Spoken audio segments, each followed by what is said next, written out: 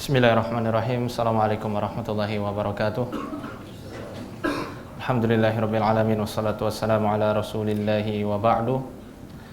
Bagaimana kabar Bapak Ibu sekalian? Baik ya, alhamdulillah. Kita akan langsung aja pada penjelasan tentang ruqyah. Insyaallah nanti pada kesempatan kali ini kita akan banyak membahas masalah ruqyah. Dari definisi sebagai pondasi awal, kita akan belajar ruqyah ini lebih intensif. Kemudian akan mempelajari dan mengetahui seluk-beluk ilmu ruqyah itu sendiri dan juga cabang-cabangnya. Dan mohon maaf sebelumnya, saya di sini mungkin kurang pandai berbahasa Melayu. Semoga bisa difahami ya, pakai bahasa Indonesia. Dan kalau misal ada bahasa-bahasa yang mungkin di sini tidak bagus, mohon maaf sekali. Karena ini baru pertama kali saya pergi ke Malaysia. Untuk sebelumnya mungkin perkenalan terlebih dahulu. Nama saya Muhammad Faizar Hidayatullah. Kelahiran 4 Juni 1991. Dan juga riwayat pendidikan saya 9 tahun di Al-Irsyad Al-Islamiyah. Kemudian di Ma'had Al-Asri Darussalam Gontor, dan kemudian di Al-Azhar Asy-Syarif tahun 2012. Nah, saya belajar ruqyah lebih banyak saya belajar dari para asatidzah di Indonesia. Salah satunya yang pertama kali mengenalkan ruqyah kepada saya dulu tahun 2004. Ketika saya masih kelas 1 SMP. SMP kalau di sini apa ya? Sekolah menengah pertama, sanawiyah ya, masih sanawiyah, kelas 1. Itu yang mengenalkan saya Ustadz Cipta dari Purwokerto, tempat daerah saya lahir, ketika nenek saya sakit keras waktu itu. Kemudian sempat saya belajar ruqyah untuk meruqyah nenek.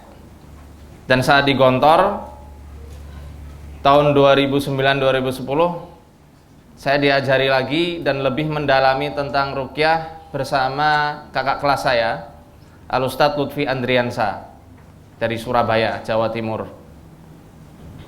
Setelah saya khirij, keluar dari Gontor, baru saya lanjut lagi ke guru besar kami, ya, guru kami Ustadz Arif Rahman Hakim rahimahullah, dan beliau sudah wafat. Dan lanjut lagi ke Ustadz Musa Sungkar. Sedangkan di Mesir sempat saya belajar di Kafru Syekh, tempat Syekh Wahid Abdus Salam Bali, tapi hanya sehari saja karena tidak betah saat itu. Dan akhirnya saya lebih mendalami keilmuan bersama Syekh Mustafa Al-Adawi di Samanut, Provinsi Daqqahliyah, Mesir. Baik, mungkin cukup ya tentang perkenalannya, dan mungkin mohon maaf agak kagok. Nah, insya Allah kita akan mengenal terlebih dahulu tentang definisi atau arti ruqyah itu sendiri. Ini saya rangkumkan dari berbagai kitab-kitab yang menjadi rujukan kami di Arsada. Nah, saya punya komunitas namanya Arsada Syifa, dan kami alhamdulillah mempunyai rujukan-rujukan khusus dan referensi-referensi dari kitab-kitab para ulama yang ada di seluruh dunia, terutama di Timur Tengah dan Mesir itu sendiri.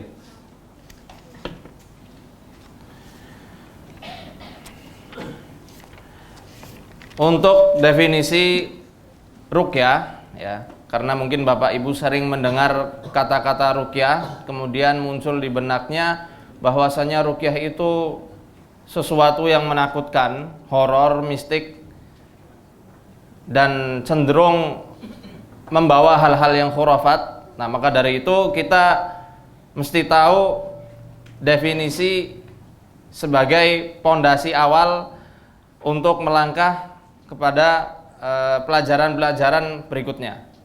Yang pertama saya ambil dari pendapatnya Ibnu Athir dalam An-Nihayah. Beliau mengatakan ar-ruqyah hiyal 'udatul lati yuraqqa biha sahibul afah kal humma wa sar'i wa ghairi dzalika minal afat. Ruqyah artinya adalah doa perlindungan. Al-'udah dalam bahasa Arab artinya jampi-jampi atau doa perlindungan. mantra ya, mantra atau jampi-jampi yang dibacakan pada orang yang sakit. Semisal orang yang terkena penyakit humma. Humma apa artinya? Demam. Atau as-sor'. As-sor'u dalam bahasa Arab itu diartikan epilepsi. Tapi bisa juga diartikan kesurupan. Dan juga diartikan penyakit kegilaan. Ya. Atau dibacakan kepada orang-orang yang mempunyai penyakit-penyakit selain penyakit tersebut. Dari berbagai penyakit-penyakit yang diderita oleh manusia. Apa? Ruqyah adalah jampi-jampi yang dibacakan untuk orang yang terkena penyakit demam, epilepsi atau kesurupan, kerasukan ya. Atau penyakit-penyakit lain yang diderita oleh manusia. Ini pendapat dari Ibnu Athir, bukan Kathir, Athir. Ibnu Athir. Lalu yang kedua dalam lisanul Arab. Ar-ruqyah yal 'udatu ma'rufah. Ruqyah maknanya adalah jampi-jampi yang ma'ruf, yang baik. Yang bisa dibacakan oleh orang-orang yang terkena suatu penyakit. Kemudian Al-Jauhari dalam Al-Misbah jilid 1 halaman 232. Beliau mengatakan ruqyah idza 'awwadha wa nafath. Dikatakan ruqyah itu apabila ada seseorang yang sedang menjampi sambil meniup pelan. An-nafath artinya ada tiupan pelan. Gitu ya. Bukan bukan. Nanti ada beberapa praktek-praktek yang mungkin menjadi orang itu jadi kapok meminta untuk diruqyah atau diruqyah oleh orang. Kapok tahu ya? Kapok apa bahasa sininya tuh? Jera. Jera tahu jera? Jera. Orang jadi jera, enggak mau diruqyah lagi. Karena ada hadis yang memang mengatakan di situ Rasul sallallahu alaihi wasallam pernah meludahi ya seorang anak kecil yang terkena gangguan jin.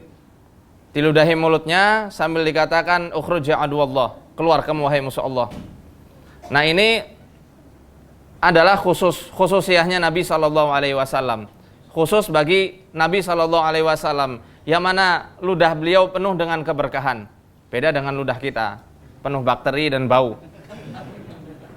Dan ini nyata terjadi. Ada beberapa di Indonesia, beberapa oknum yang mungkin saya hargai. Beliau itu sangat berhati-hati dan ingin ittiba, tetapi ya caranya akhirnya salah. Orang baru datang kemudian diludahi. Keluar kamu insyaallah, padahal enggak ada apa-apanya. Nah, maka dari itu nanti di sini kita akan belajar mana nih orang yang benar-benar kerasukan dan mana orang yang memang terkena psikisnya, penyakit mentalnya. Nanti juga kita akan mempelajari tentang macam-macam sihir beserta tanda-tanda yang ada di tubuh seseorang itu. Ya, Al-Jauhari mengatakan ruqyah dikatakan ketika ada seseorang yang memantrai sambil nafas. Nafas itu menurut Aisyah radhiyallahu anha seperti orang meniup zabib, meniup kismis pelan sambil tanpa adanya ludah yang keluar. Seperti ini, bisa dipraktekkan sendiri nanti. Kemudian Syekhul Islam Ibnu Taimiyah dalam Majmu' Fatawa jilid 1 halaman 182. Syekhul Islam Ibnu Taimiyah dalam Majmu' Fatawa jilid 1 halaman 182, mohon maaf, 182. Ar-ruqa bima'na ta'widz. Ruqa atau ruqyah itu maknanya adalah doa perlindungan atau jampi-jampi, mantra. Wal istirqa talabur ruqyah. Al istirqa maknanya adalah talabur ruqyah, meminta diruqyah. Wa huwa min anwa'id du'a. Dan ruqyah ini adalah salah satu bagian dari doa. Salah satu macam dari doa. Ini apa pentingnya kita memahami definisi? Kenapa tidak langsung aja kita belajar ruqyah? Ini penting. Supaya nanti Bapak Ibu sekalian tidak salah jalan ketika menempuh pengobatan. Karena banyak sekali baik di Indonesia atau Malaysia, wallahu a'lam, saya belum tahu keadaan di sini ya. itu banyak bomoh-bomoh atau dukun-dukun bersorban. Sayangnya bersorban, bukan pakai belangkon pakaian adat, enggak. Kebanyakan sekarang dukun-dukun bersorban dan mengatasnamakan ini syar'i, ini ilmu hikmah, ini ilmu laduni. Bahaya.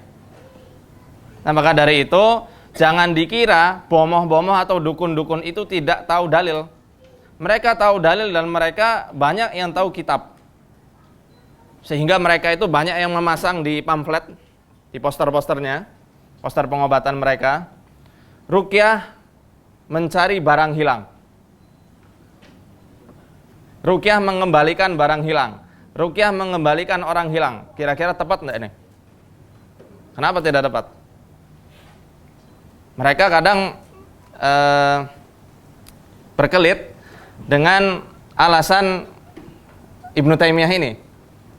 Kenapa kamu melarang? Orang Ibnu Taimiyah juga mengatakan bahwasanya ruqyah itu adalah doa. Berarti sah-sah aja kita mengatakan maruqyah barang hilang. Kan kita berdoa supaya barang hilangnya itu muncul kembali. Kalau mereka menjawab demikian, apa yang kita jawab lagi? Hah? Tepat atau tidak? Tepat tak kira-kira? Tepat? Enggak. Tetap tidak tepat. Meruqyah untuk membuka aura. Aura itu apa ya? Tahu aura ya? Pancaran. Supaya terlihat tampan, supaya terlihat cantik, supaya terlihat wibawa. Meruqyah untuk penglaris, supaya dagangannya itu laris. Ini tidak benar.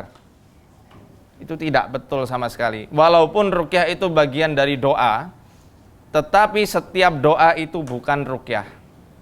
Bisa dibilang seperti itu.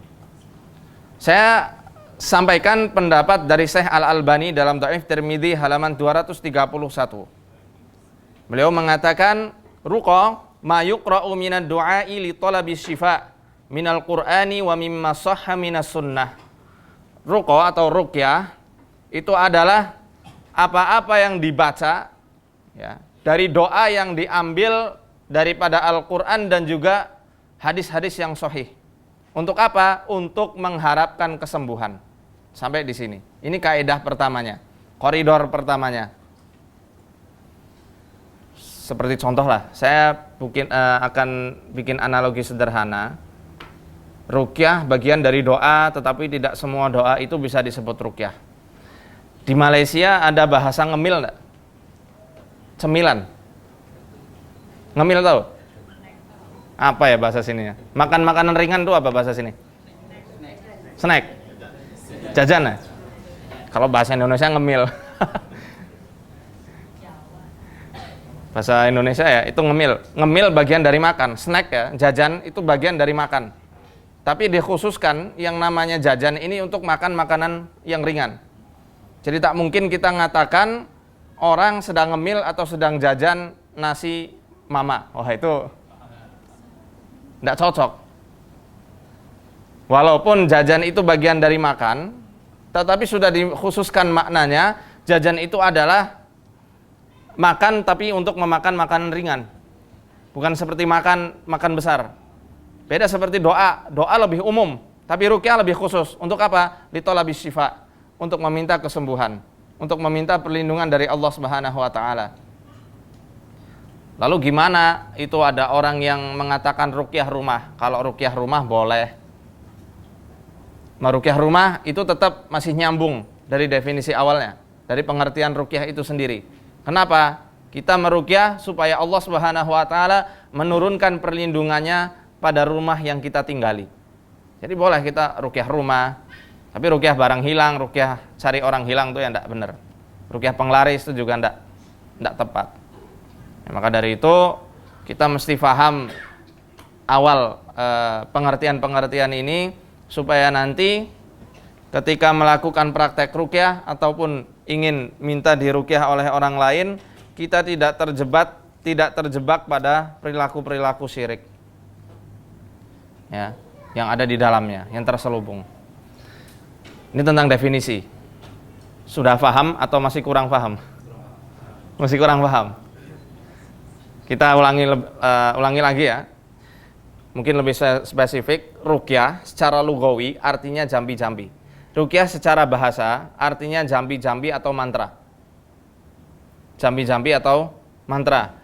Sedangkan menurut istilah, mantra atau jambi-jambi yang digunakan untuk mengobati orang yang terkena penyakit, baik penyakit demam, penyakit ayan, epilepsi, kejang ya, atau penyakit-penyakit lain yang diderita oleh manusia. Ruqyah, poin ketiga, adalah bagian dari doa. Ruqyah, bagian dari doa. Pelan-pelan ini ya. Poin keempat, ruqyah ya, adalah doa yang diambil dari Al-Quran serta hadis-hadis yang sahih. Untuk apa? Litolabis syifa, untuk menggapai suatu kesembuhan. Jadi sudah dikhususkan maknanya, disempitkan maknanya, ruqyah adalah doa yang dikhususkan, yang dibaca hanya untuk kesembuhan dan perlindungan. Bisa dipahami? Itu nah definisi, semoga paham ya. Kemudian tentang hukum ruqyah, kita beranjak lagi sekarang tentang hukum dari ruqyah itu sendiri, itu bagaimana? Awalnya dalam hadis riwayat Imam Muslim dari Ibnu Mas'ud radhiyallahu anhu, ruqyah itu terlarang, haram. Pada awal mulanya ruqyah haram, dilarang. Ibnu Mas'ud saat itu berkata, innar ruqa wat tamaima wat tiwalata syirkun. Sesungguhnya ruqyah, jambi-jambi, at-tamaim, tamaim itu jimat-jimat yang digantung-gantung. At-tiwalah, tiwalah itu pelet. Pelet tahu? Ada enggak bahasa pelet di Malaysia? Pelet itu sihir supaya orang lain jadi cinta sama orang yang menyihir. Itu pelet. Untuk mendekatkan hubungan antara suami dan istri. Tiwalah itu. Dalam bahasa Arab tiwalah, bahasa Indonesia pelet, bahasa Malaysia apa? Melayunya apa? Hah? Pengasih ya? Pengasihan. Pengasih. Itu adalah syirik. Secara otomatis ketika Rasul Shallallahu Alaihi Wasallam menyabdakan bahwasanya hal-hal ini adalah syirik, maka sudah otomatis hukumnya haram, karena tidak ada syirik yang halal. Kan semacam itu, haram. Ini awal mulanya dilarang. Kemudian hukum ini tergeser dengan hadis yang datangnya lebih baru dan sahih juga, yang datang dari Jabir bin Abdullah radhiyallahu anhu. Beliau mengatakan, naha Rasulullah sallallahu alaihi wasallam 'anir ruqa. Rasul sallallahu alaihi wasallam pernah melarang kita untuk ruqyah. Awal mulanya. Faja'a alu Amr bin Hazm.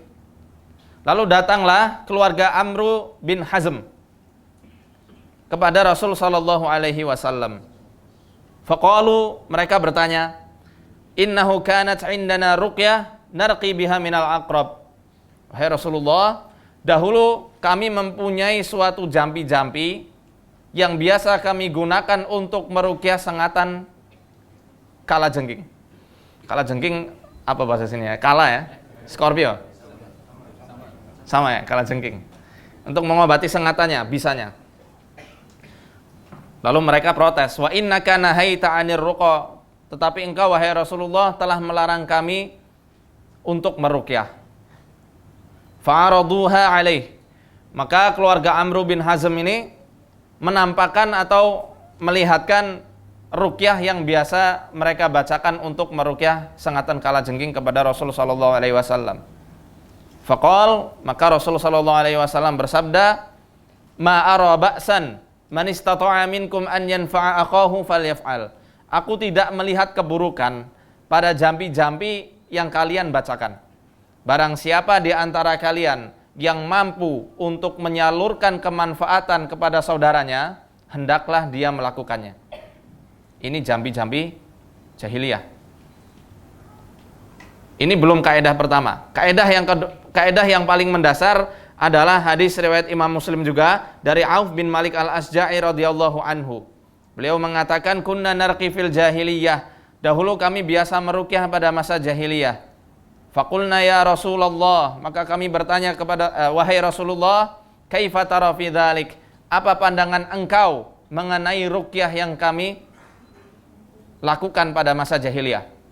Faqal, maka Rasulullah sallallahu alaihi wasallam bersabda, i'ridu alayya ruqakum, perlihatkan ruqyah yang biasa kalian baca. La ba'sa birruqa ma lam yakun fihi syirkun. Tidak mengapa kalian melakukan ruqyah, tidak mengapa kalian membacakan jampi-jampi untuk orang yang sakit, selagi di dalam jampi-jampi itu tidak ada unsur syirik di dalamnya.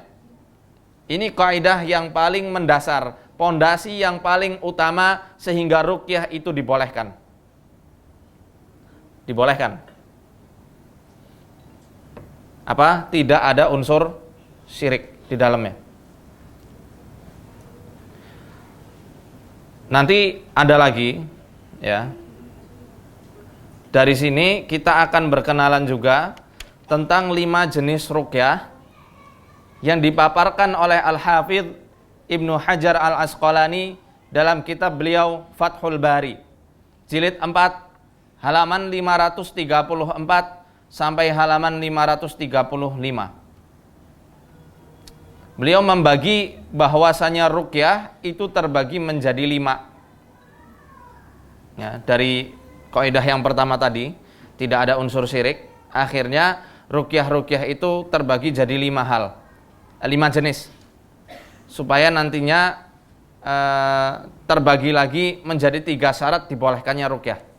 Al-awwal, yang pertama, makana bi kalamillahi ta'ala wa bi asma'ihil husna wa sifatihil ula.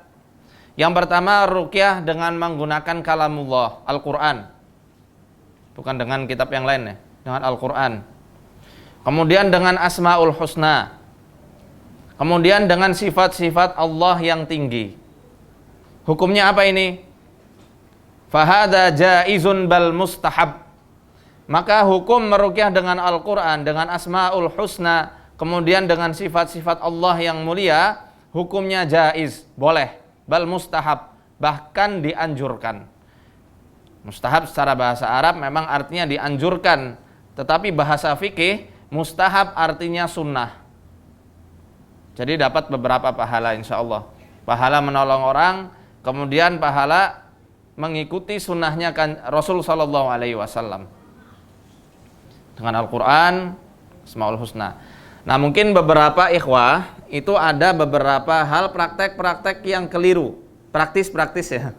Praktis yang keliru, yang salah dalam meruqyah tapi menggunakan Asmaul Husna. Mereka ada yang dengan cara menzikirkan sampai sekian ribu kali, sekian ratus kali. Ya Latif, ya Latif, ya Latif, ya Latif misal. Atau apalagi biasanya? Ya Malik, ya Malik, ya Malik, ya Aziz, ya Aziz, ya Aziz. Sampai sekian ratus kali, sekian ratus ribu kali, sekian ribu kali. Itu salah. Bukan seperti itu ruqyah yang diajarkan oleh Nabi sallallahu alaihi wasallam. Bahkan cara-cara yang semacam itu justru jin itu akan semakin tambah banyak, bahkan menyerang balik kepada orang yang meruqyah. Bahaya. Dan cara seperti itu diambil dari kitab ini. Nah, saya nggak sebut lah. Ini ada 4 jilid kitab ini. Dan ini asli kitab rujukan tukang sihir nomor 1 di dunia.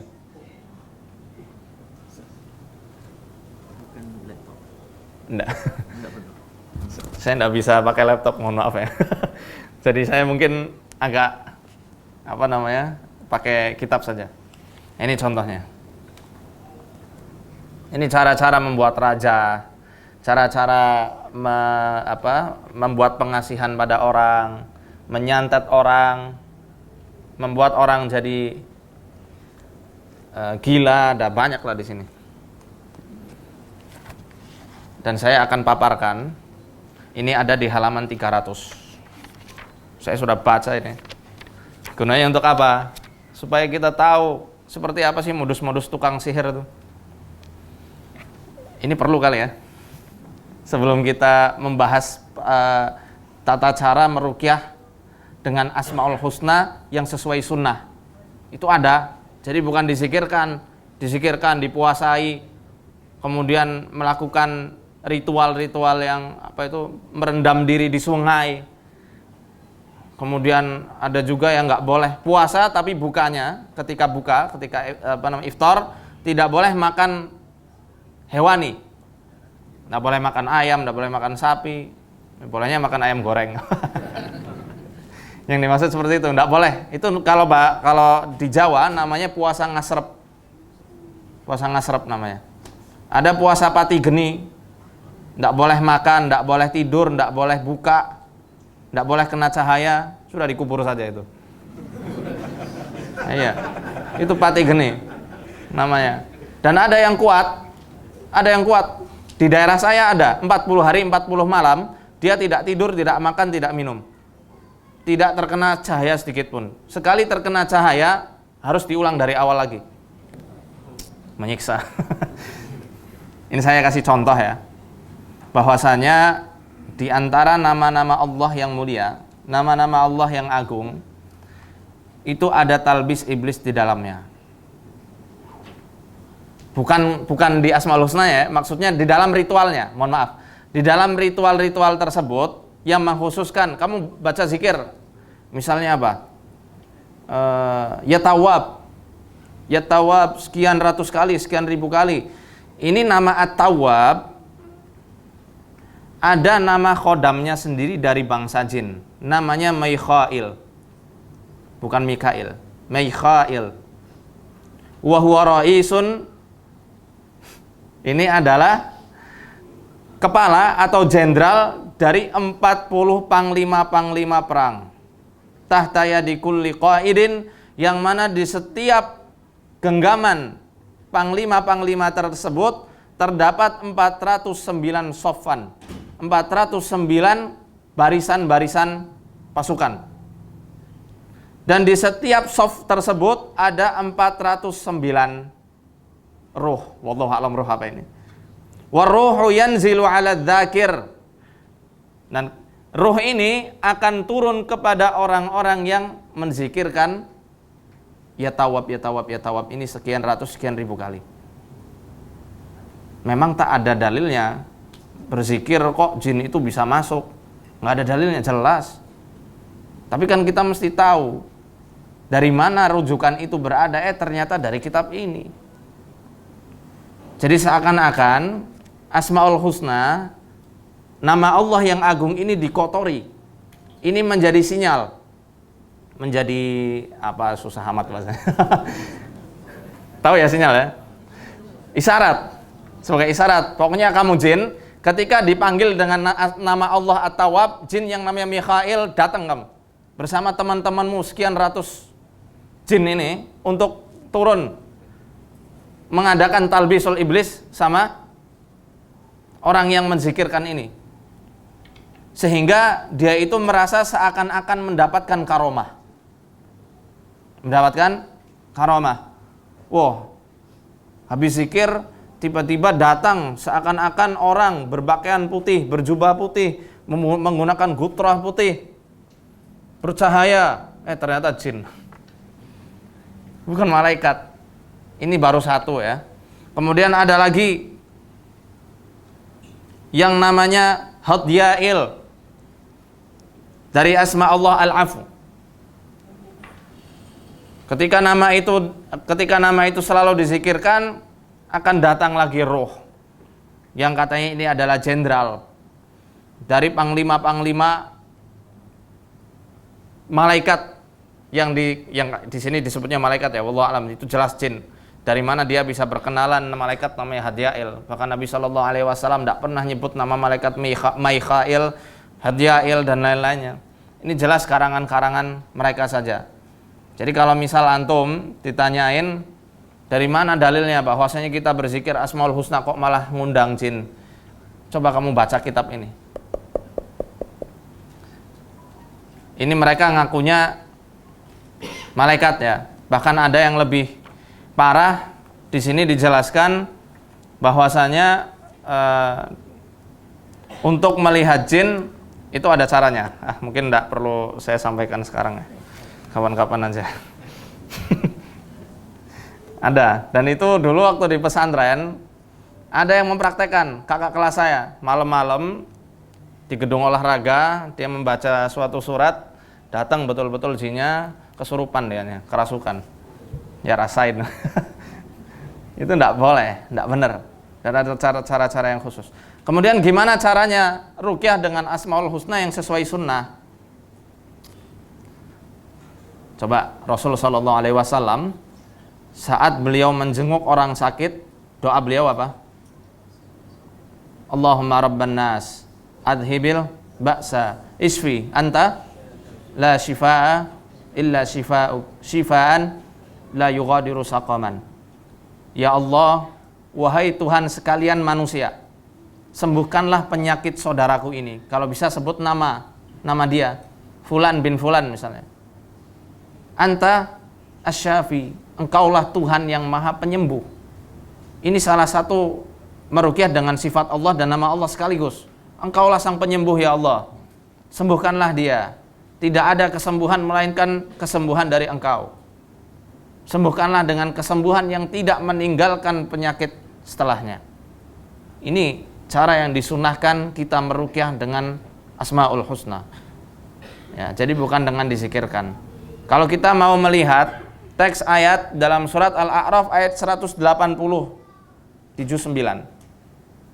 180 ya. Walillahil asmaul husna fad'uhu biha. Sesungguhnya Allah Subhanahu wa taala memiliki nama-nama yang baik, maka berdoalah kalian dengannya. Bertawasul kita dengan Asmaul Husna bukan dengan disikirkan. Sekian ratus kali, sekian ribu kali, sekian ratus ribu kali dengan ritual-ritual yang menyiksa diri, itu bukan cara yang dibenarkan. Justru malah orang yang meruqyah akan kena dampak dari jin yang ia panggil secara tidak sadar. Atsani, yang kedua, mayaltahiqu bidzalika mimma kana bidzikri wad du'ail ma'tsur, meruqyah dengan doa-doa dan zikir-zikir yang ma'tsur, yang bersumber dari Nabi sallallahu alaihi wasallam. Ya, meruqyah dengan doa-doa dan zikir-zikir ma'tsur. Ma'tsur ya artinya dalilnya jelas, sahih, minimal sekali hasannya. Jelas dari Nabi sallallahu alaihi wasallam. Hadza hukmuhu kasabiqihi jaizun mustahab. Dan ini hukumnya seperti ruqyah sebelumnya, boleh bahkan dianjurkan, dapat pahala sunnah juga. Saya mau minta contoh deh dari Bapak Ibu. Contoh ruqyah dengan doa atau zikir yang dianjurkan oleh Nabi sallallahu alaihi wasallam. Ada yang mau kasih contoh? Ada yang mau kasih misal?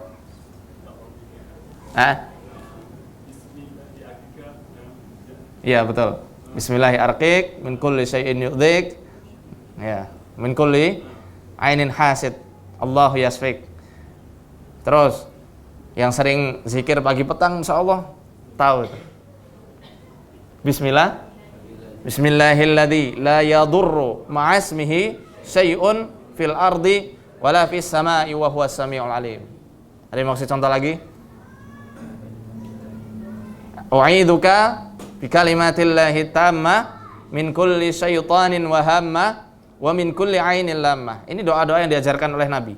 Kalau zikir, emang zikir bisa buat ruqyah? Bisa. Asalkan zikirnya sumbernya jelas, dalilnya sahih. Tidak zikir yang kita karang-karang sendiri. La ilaha illallah wahdahu la syarikalah lahul mulku wa lahul hamdu wa huwa ala kulli syai'in qadir. Ini hadis hasan sahih riwayat Imam At-Tirmidzi.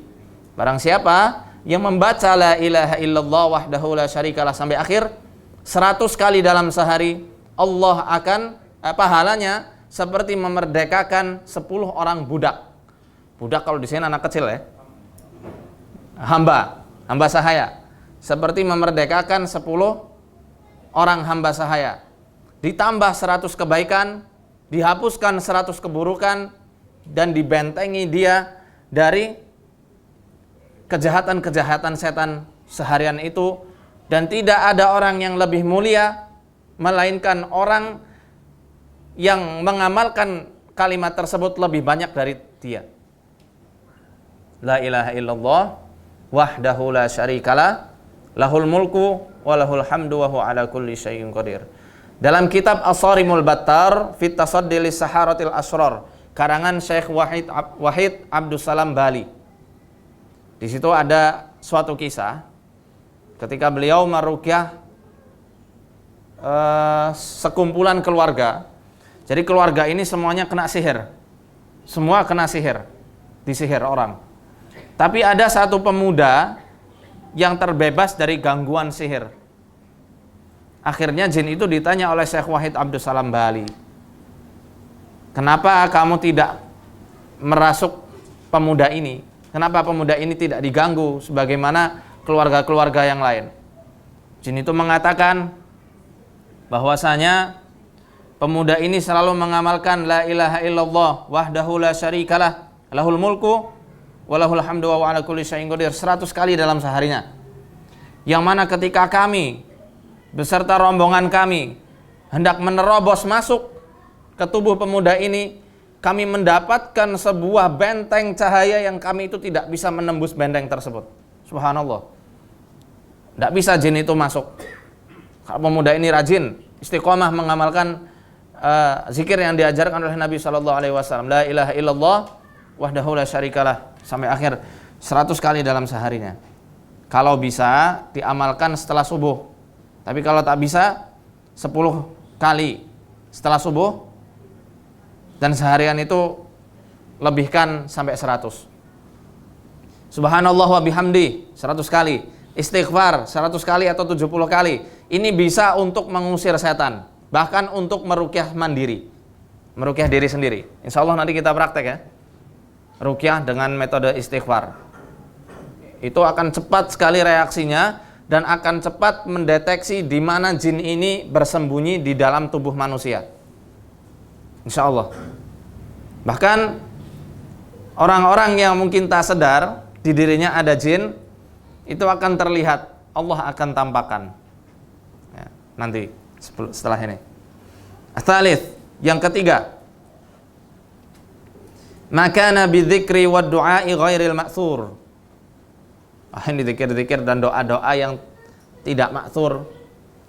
Mimma la yukhalifu ma fil ma'tsur, tetapi isinya tidak menyelisihi yang ma'tsur. Meruqyah dengan doa-doa yang tidak diajarkan oleh Nabi sallallahu alaihi wasallam, tetapi isinya ya, tidak menyelisihi apa-apa yang ada pada ma'tsur, pada Al-Qur'an dan As-Sunnah. Hukumnya apa ini? Boleh tidak? Meruqyah dengan doa, tetapi doanya itu tidak diajarkan oleh Nabi. Dan isinya tidak menyelisihi apa-apa yang diajarkan oleh Nabi sallallahu alaihi wasallam. Boleh enggak? Boleh. Boleh tapi tidak mustahab. Boleh tapi tidak dianjurkan. Tidak dianjurkan. Contohnya gimana nih? Contoh, saya meruqyah dengan bahasa Jawa, boleh. Saya meruqyah dengan bahasa Indonesia atau bahasa Melayu, boleh. Contoh, ya Allah, sembuhkanlah saudaraku Fulan bin Fulan dari penyakit gatalnya. Tiupkan. Boleh. Lafaz itu tidak ada di dalam hadis maupun Al-Quran. Tetapi isinya tidak menyelisihi apa-apa yang ada dalam Al-Quran dan Sunnah. Boleh hukumnya. Contoh ya, contoh kecil. Ya Allah, sembuhkanlah saudariku dari penyakitnya, penyakit tumornya misal. Tiupkan. Dengan lafaz semacam ini sudah termasuk ruqyah. Lafaz doa semacam ini sudah termasuk ruqyah. Asalkan kita niatnya untuk meminta kesembuhan dari penyakit yang menghinggapi saudara kita atau saudari kita. Sini bisa dipahami ya. Misal bapak-bapak atau ibu-ibu meruqyah dengan bahasa apapun itu, asal di dalamnya tidak ada unsur syirik atau yang lain-lainnya, boleh. Tetapi ketika bacaan tersebut dikhususkan, dibuat ritual tertentu, ya, dianggap mempunyai suatu efek yang lebih dahsyat dari Al-Quran dan Sunnah, ini tidak boleh. Contoh, ajian kulhu sungsang, ajian kulhu geni, ajian ini saya ada sebenarnya ini. Ini majalah dari Indonesia. Dan ini isinya promosi tukang sihir di seluruh Nusantara. Ada promosi tukang sihir. Ada ajian angin dan awan, ilmu meringankan tubuh. Ya. Ini menggunakan bahasa Indonesia juga, diawali dengan Bismillahirrahmanirrahim. Saya baca ya. Mungkin yang pernah ikuti kajiannya Ustadz Abdullah Zain dari UFIT TV. Beliau satu daerah sama saya. Ini saya ambil dari beliau. Saya ambil dari beliau. Bismillahirrahmanirrahim. Ijadallah wujudullah. Wujud baginda Ali menantu Rasulullah.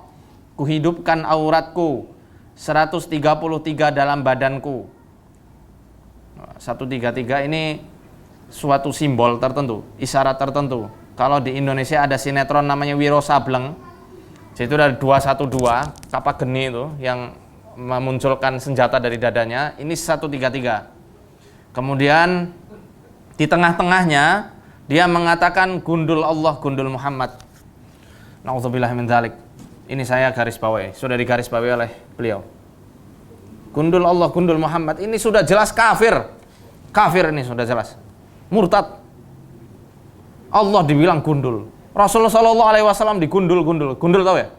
Gundul itu botak. Tahu ya? Gundul itu botak.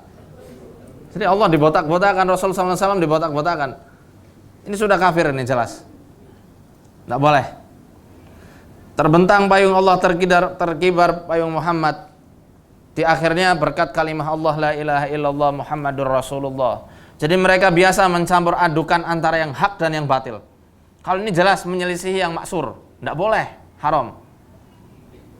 Untuk apalagi ini untuk meringankan tubuh ya. Itu tidak ada ruqyah untuk meringankan tubuh. Meruqyah supaya orang itu jadi hilang ingatan, mana ada. Kalau mau hilang ingatan, kepalanya benturkan tembok, nggak perlu diruqyah. Itu ada kadang, Pak, tolong ruqyah anak saya supaya ingatan sama pacarnya hilang. Kita nggak bisa, ketok palu itu baru hilang ingatannya.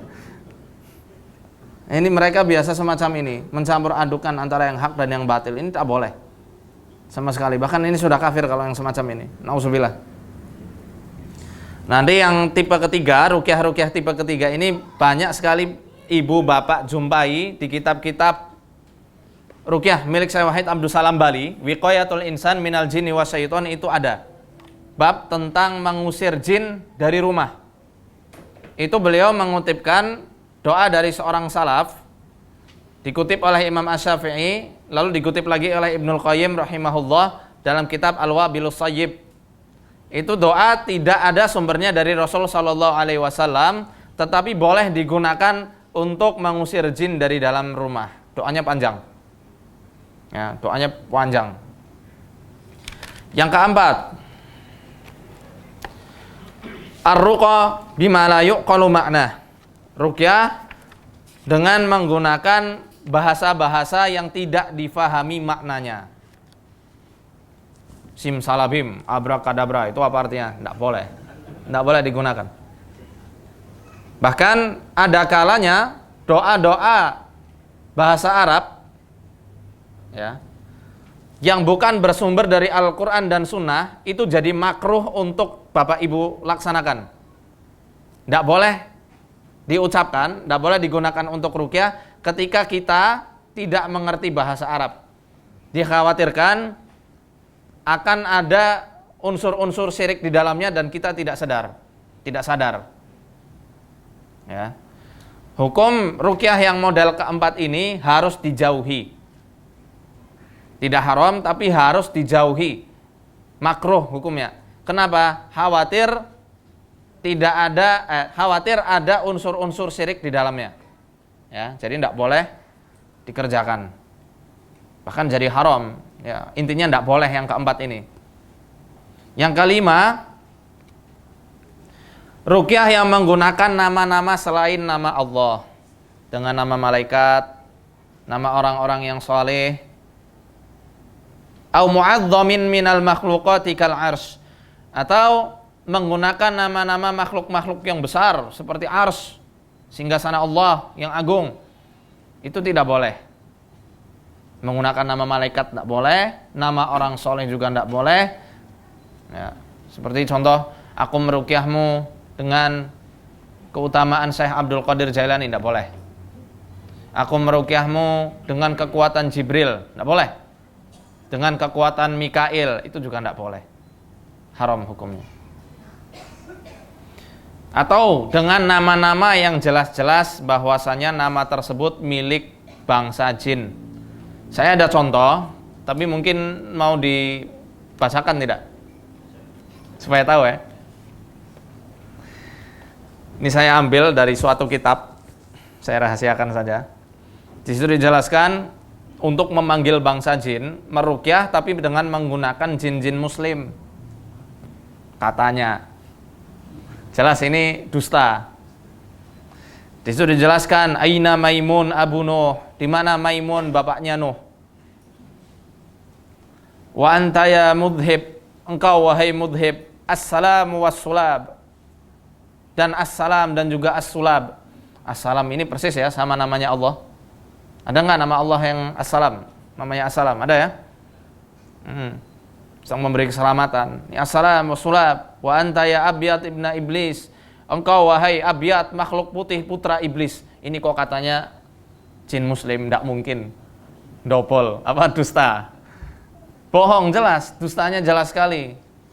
Masa jin muslim putranya iblis, putra iblis itu semua setan?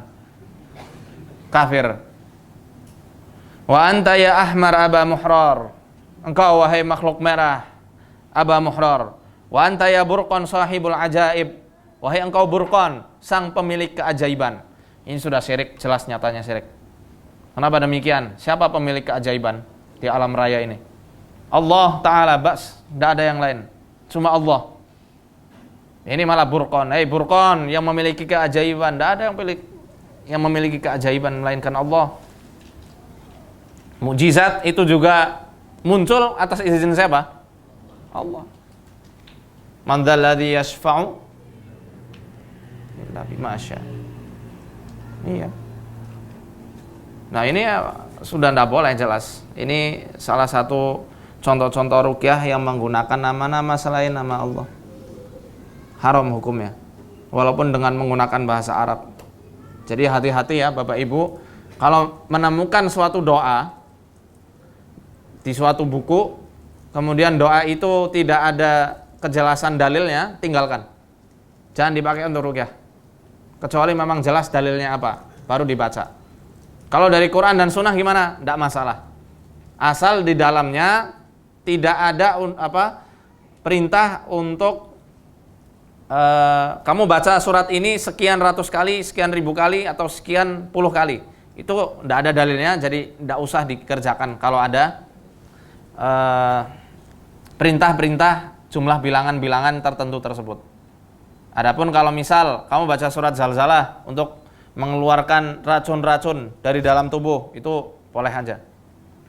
Kamu baca surat Hud, misal ayat 44, untuk apa? Pendarahan, boleh. Nanti kita jelaskan.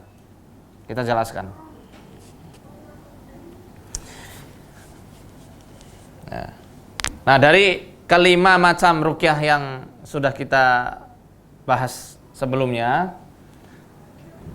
para ulama berijma memutuskan bahwasanya ruqyah dibolehkan ketika terkumpul 3 syarat di dalamnya.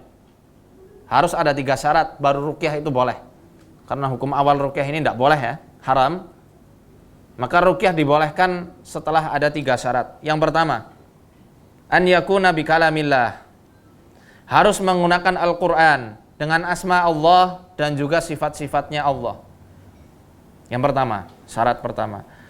Harus dengan Al-Qur'an, Asmaul Husna dan sifat-sifat Allah yang mulia.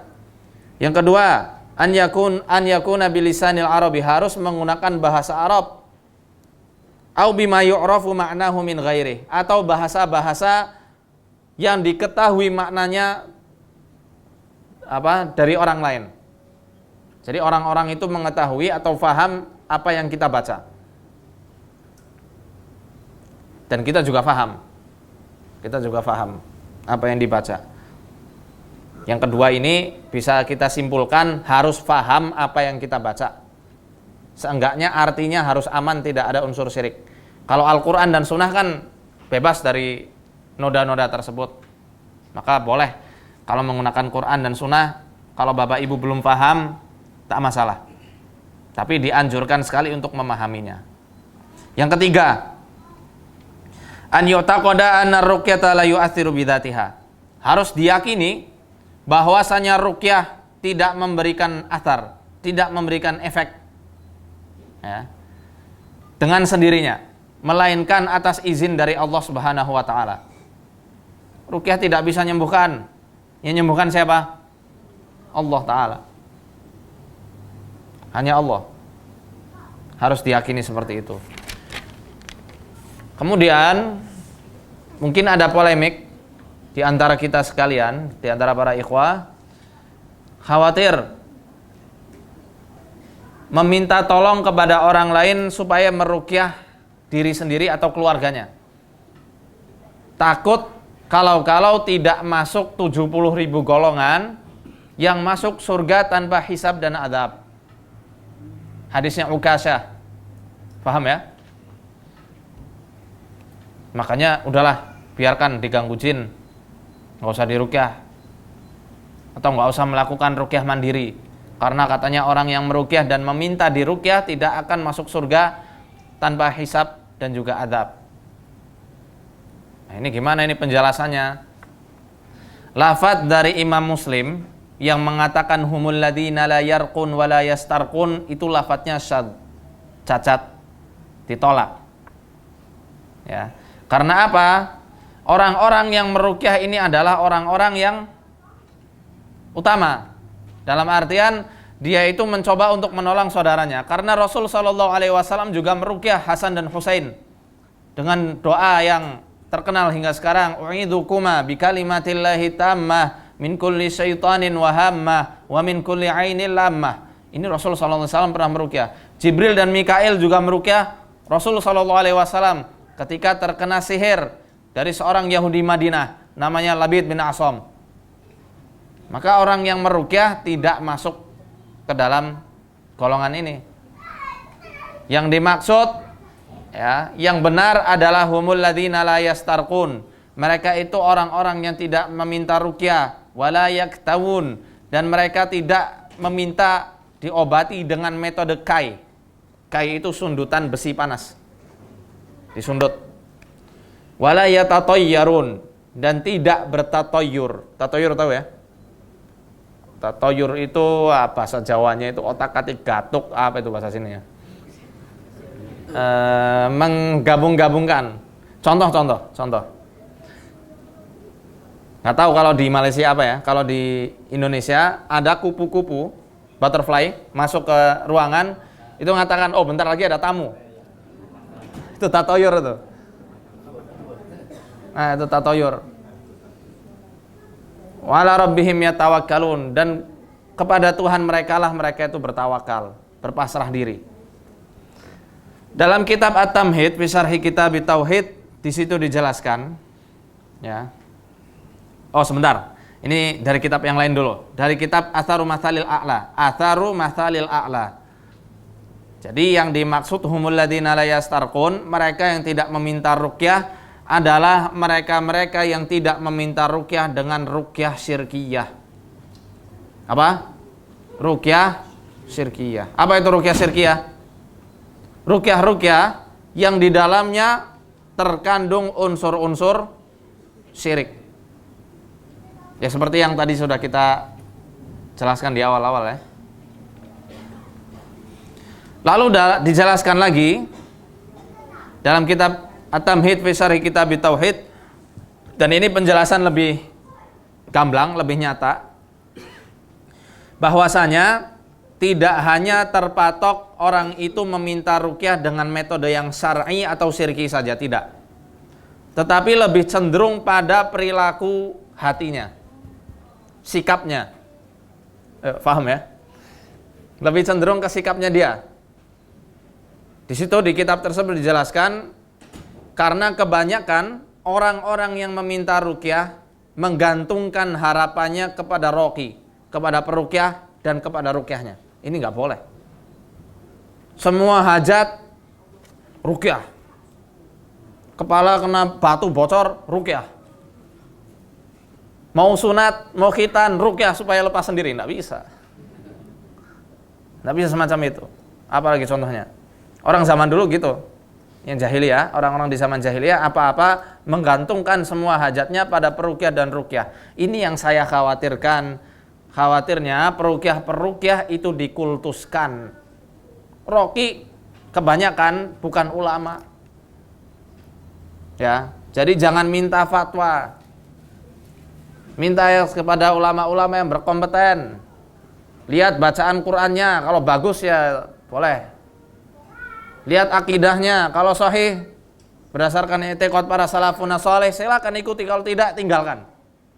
Lihat amaliyahnya, dia menganjurkan amalan bid'ah, tinggalkan. Itu harus macam itu, harus jeli.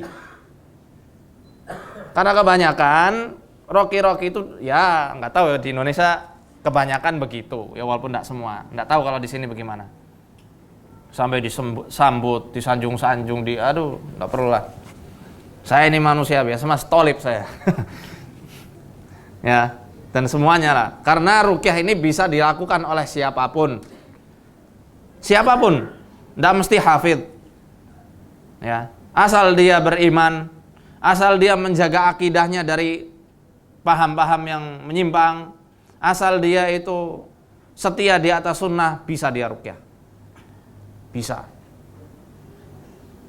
Nanti kita praktekkan. Ya, jadi humul ladzina la yastarqun di sini mencakup mereka-mereka yang selalu menggantungkan semua hajatnya pada ruqyah sehingga mengesampingkan pengobatan yang lain.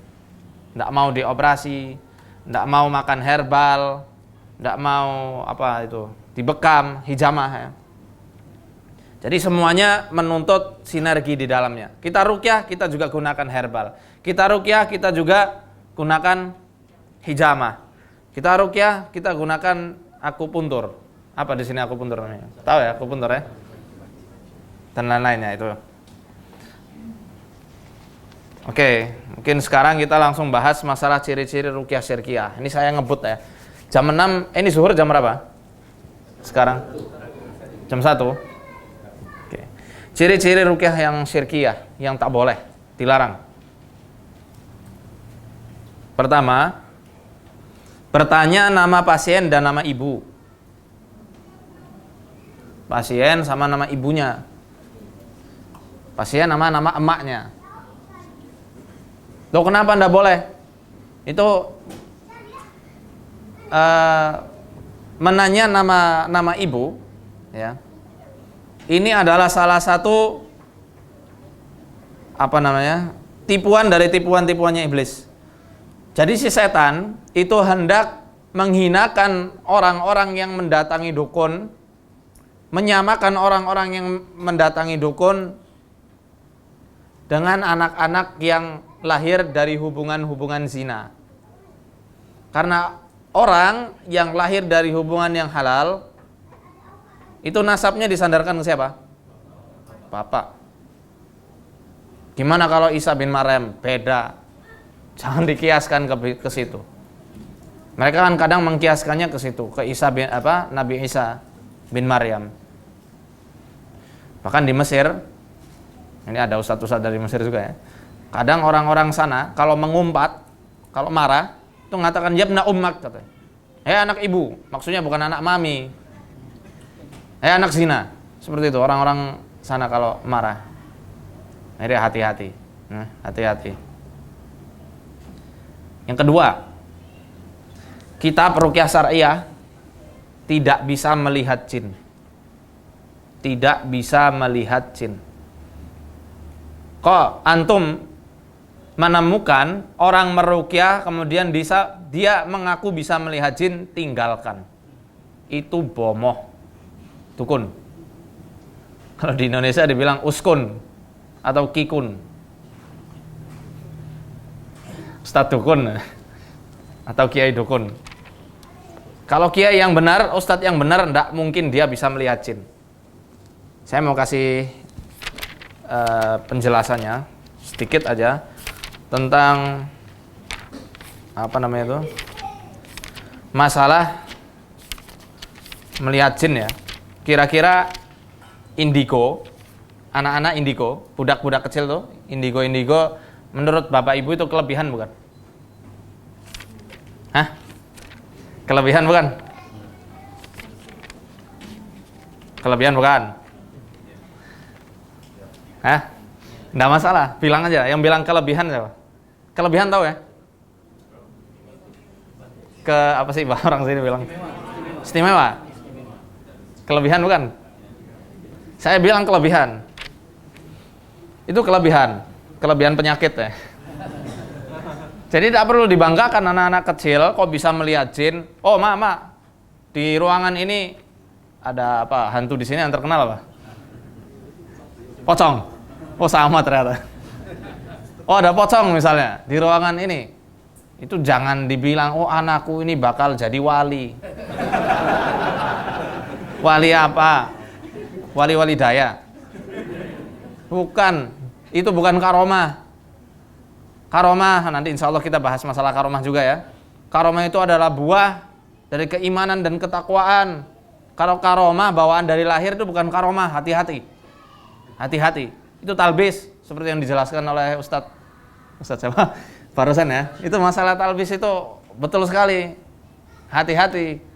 Talbisnya iblis itu lembut, sangat lembut. Di zaman Nabi SAW ada seorang anak namanya Ibnu Sayyad. Itu dari perkampungan Yahudi Madinah. Dia juga bisa, bahkan lebih keren, sampai bisa melihat singgasananya iblis di atas lautan. Rasulullah SAW saat itu tidak suka. Ikhsa, enyahlah kau. Fa innaka lan taghdu qadrak. Karena engkau sekali-kali tidak akan pernah melampaui kemampuan yang telah Allah tetapkan atas manusia. Jadi di sini saya akan bahas sedikit masalah melihat jin ya. Ini saya rangkum dan saya gabungkan karena waktunya sedikit ya. Kita mesti bahas semuanya. Ini perihal tentang melihat jin. Itu tidak bisa.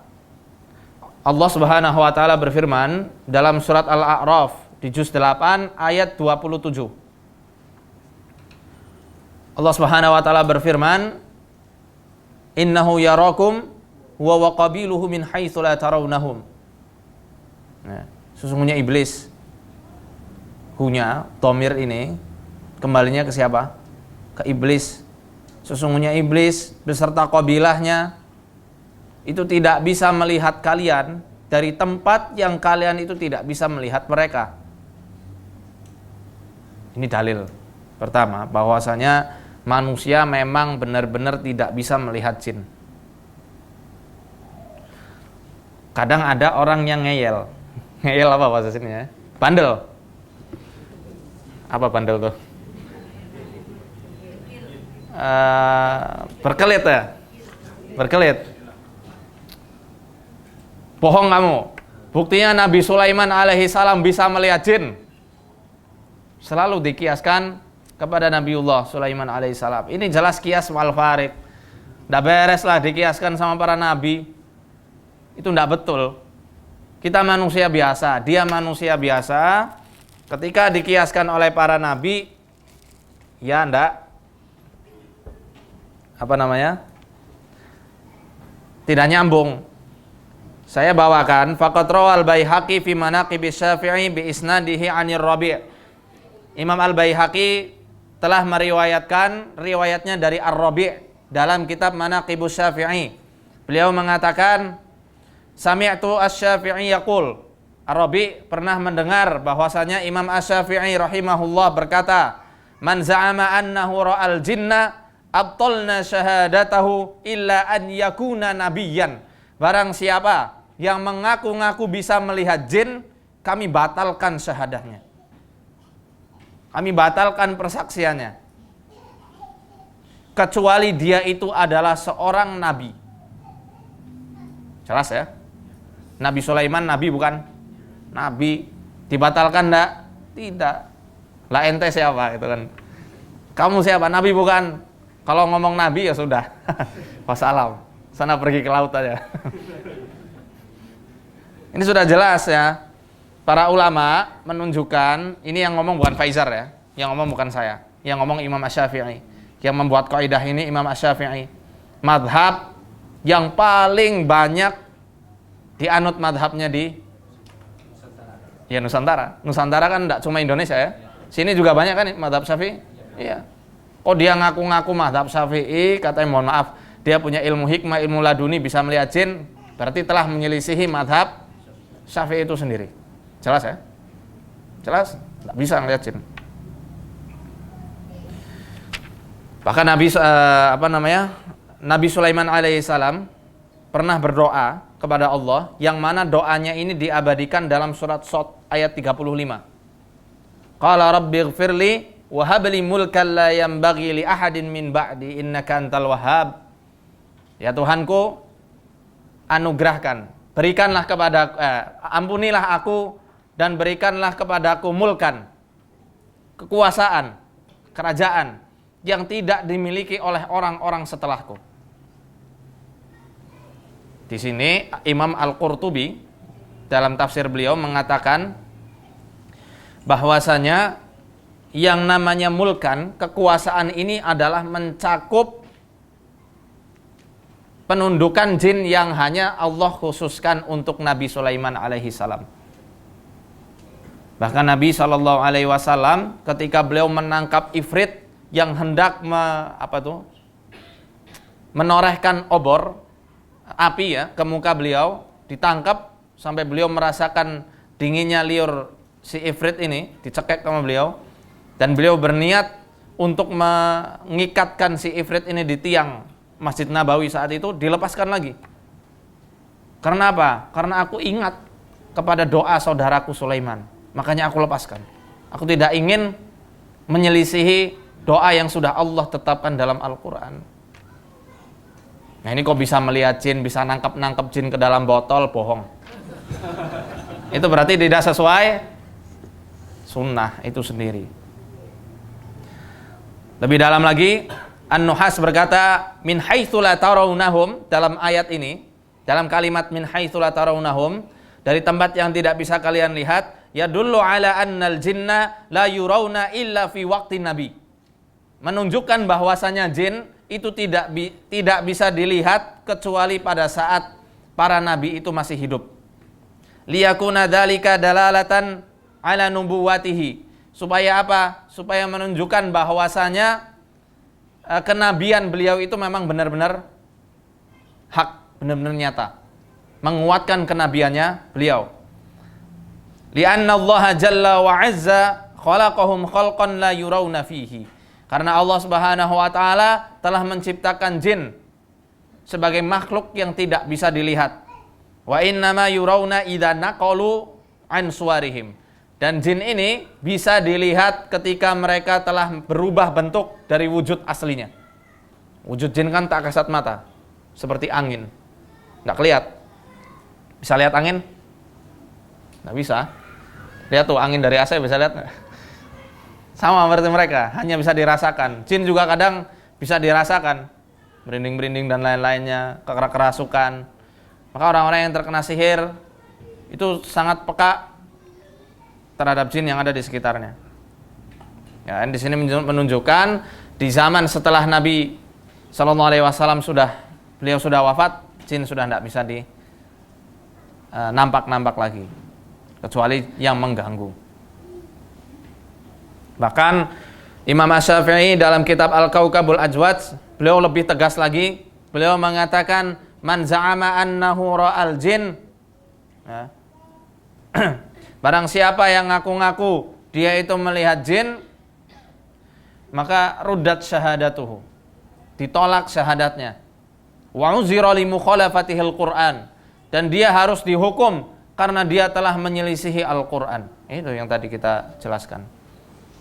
Ada yang masih bandel lagi, ada yang masih melawan lagi. Kamu juga batil, masih kurang piknik katanya gitu. Baca dong kitab Sahih Bukhari. Di situ dijelaskan bahwasanya Abu Hurairah radhiyallahu anhu pernah menangkap jin dan melihatnya. Nah, ini gimana ini kalau kita dilawan dengan semacam ini? Ada yang semacam itu. Abu Hurairah ketika disuruh menjaga gudang zakat, melihat itu jin kecil. Rajulun muhtalim dalam hadis. Rajulun muhtalim, anak-anak remaja, enggak kecil, enggak bukan dewasa, ABG ya, anak baru gede. Ditangkap sampai 3 kali. Itu gimana? Bahkan sampai bisa nangkap.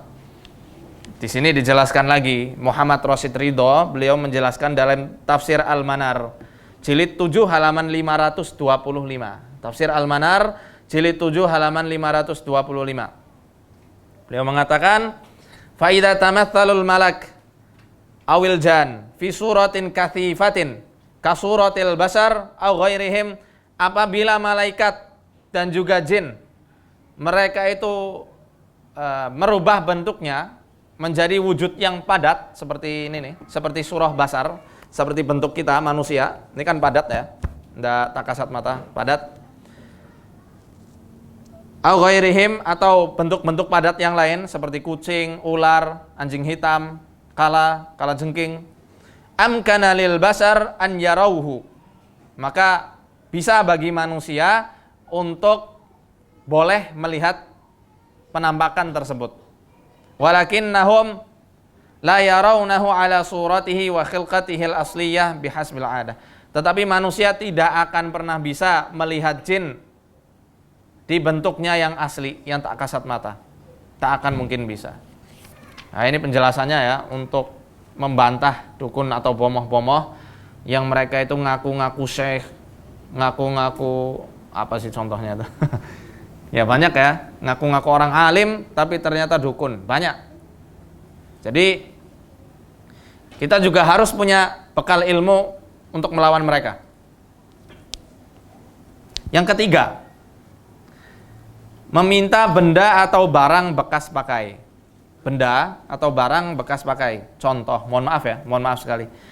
Pakaian yang sudah terkena keringat korban atau keringat pasien. Mohon maaf, celana dalam, kaos kaki, uang. Uang ini juga bisa digunakan untuk media sihir. Menyihir untuk mengobati dan lain-lainnya supaya jin itu bisa nempel di si korbannya, itu bisa seperti itu. Kita peruqyah tidak pakai cara-cara seperti itu. Peruqyah syar'iyah tidak pakai cara-cara minta-minta benda bekas pasiennya. 4. Menanyai hari pasaran atau weton, apa bahasa sini? Kelahiran. Hari kelahirannya hari apa? Ditanya-tanya. Tarikhnya. Tarikh berapa? Nah, itu tidak perlu. Kita tidak pernah tanya seperti itu. Dan tidak ada contohnya dari Nabi SAW.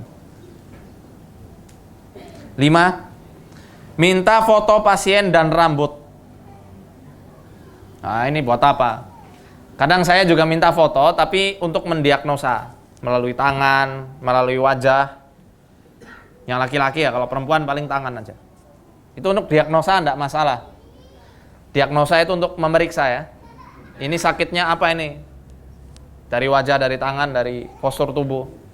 Tapi kalau untuk mengobati itu tak bisa. Tak bisa seperti itu. Kalau untuk diagnosa tahu ya. Itu boleh. 6. Minta hewan dengan jenis tertentu atau corak warna tertentu. Ayam cemani, ayam hitam tuh ya. Apalagi macam-macam lah. Tapi yang paling terkenal ayam hitam. Kambing yang apa contohnya itu? Tanduknya retak misalnya dan lain-lainnya lah, banyak. Ketujuh, menulis rajah. Rajah tahu? Wafak. Itu kita tak pakai cara seperti itu. Walaupun saya bawa kitab Awfaq, ini bukan untuk dipraktekkan, tapi untuk kita bedah. Betulkah ini dari Imam Al-Ghazali? Nah, tunggu nanti. 8. Membaca mantra-mantra yang tidak dipahami maknanya. Itu dihindari. Dan bahkan bukan hal yang masru', jadi haram, tidak boleh, dilarang. Ralat, mohon maaf, tadi yang ruqyah jenis keempat itu bukan makruh hukumnya, haram, dilarang ya. Yang tadi ruqyah yang jenis keempat, yang membaca mantra-mantra yang nggak difahami maknanya, itu hukumnya haram, nggak boleh.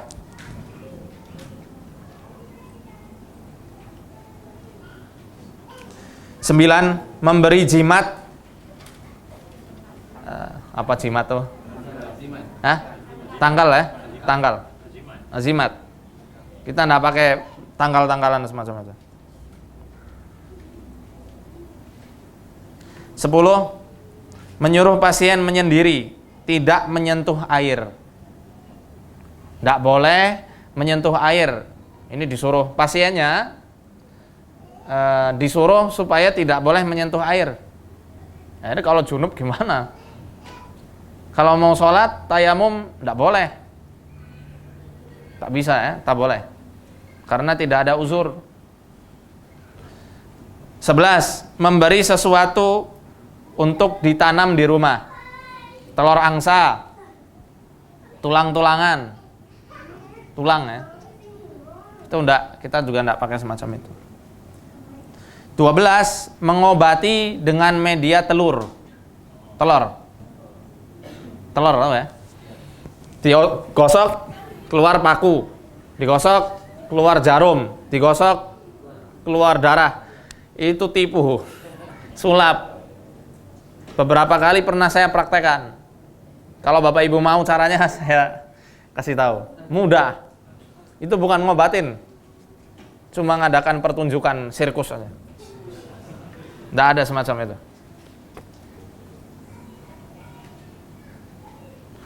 13. Memindahkan penyakit ke hewan. Tak ada.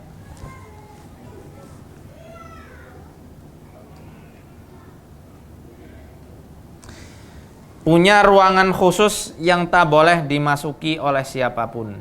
Jadi ada ruangan khas. Tak boleh dimasuki oleh siapa-siapa kecuali dia. Ada yang semacam itu? Pernah jumpai? Nah, itu enggak beres. Enggak benar. Mengobati dengan media keris atau ada keris di sini ya? Ada. Saya kira cuma di Jawa. Nusantara insya Allah senjatanya dari dulu keris. Keris. Menggunakan mediator saat mengobati. Mungkin pernah lihat di YouTube tentang cara jin catcher. Pernah lihat? Ngambil jin, kemudian ada mediator. Ini korbannya, orang kena sihir. Ini ada mediatornya, teman dia. Jinnya dimasukkan ke sini untuk memberitahu ini orang ada apanya. Itu enggak boleh. Mediator, perantara ya, perantara.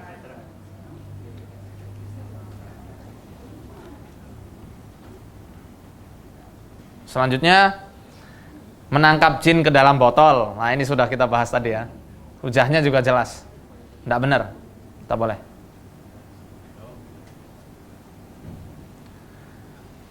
Selanjutnya, menerima jasa pengasihan, penglaris, mencari barang hilang dan lain-lain. Dulu di awal saya meruqyah, saya lulus pesantren 2011 lah, lulus pengabdian. Setelah selesai pengabdian, banyak ramai SMS masuk, tanya, Ustadz, nomor togel tahu nggak? Togel tahu? Nomor judi. Kalau di sana namanya togel. Nomor judi yang akan keluar berapaan? Saya enggak tahu, saya hapus itu waktu itu. Ramai, banyak yang waktu itu tanya seperti itu, dikiranya peruqyah itu sama seperti bomoh, dukun. Arraf itu padahal tidak sama sekali. Kita tidak mengetahui hal-hal yang gaib. Gitu. Ini sebagian dari ciri-ciri ruqyah yang syirkiyah ya. Tadi sudah kita jelaskan satu persatu. Oh ya, ada satu lagi, peruqyah tidak bisa menerawang. Menerawang apa itu menerawang? Melihat masa depan, melihat orang-orang itu ada di meramal ya. Kalau ada orang yang ngaku dia itu orang tasawuf, mutasawwifah, orang sufi, kalau dia ngaku-ngaku bahwasanya ilmu ramalan itu ada, ilmu penerawangan itu ada, dan mereka menggabungkan itu adalah dari kasyaf, itu bohong. Mungkin di sini ada dari pesantren. Insya Allah ada yang tahu kitab namanya Al-Minnahus Tsaniyah. Al-Minnahus Tsaniyah, wasiatnya Rasulullah SAW kepada Baginda Ali radhiyallahu anhu. Ya. Di situ Syekh Abdul Wahab Asy'arani, beliau tokoh sufi besar di Mesir di zamannya, mengatakan, "Wa man kushifa lahu amma yaf'aluhu an-nas fi qu'uri buyutihim, ya, fa huwa kasfun syaitaniyun." Barang siapa yang bisa melihat apa yang dikerjakan manusia di celah-celah rumahnya, maka itu adalah kasfun syaitaniyun, kasaf yang ditimbulkan oleh para setan, kemampuan yang ditimbulkan oleh setan.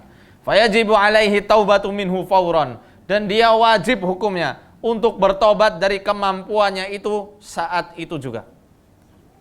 Wajib, harus dia bertobat karena dia bisa melakukan hal tersebut. Pasti akan ada amalan yang salah. Ini kata Syekh Abdul Wahab Asy'arani. Ya. Ini tokoh sufi besar. Jadi karena ramai sekali orang-orang yang ngaku-ngaku punya khawariqul ada, punya kemampuan luar biasa, menisbatkan dirinya pada sufi. Padahal ternyata dari kitab-kitab sufi sendiri mengingkari hal-hal itu. Jadi sufi yang mana?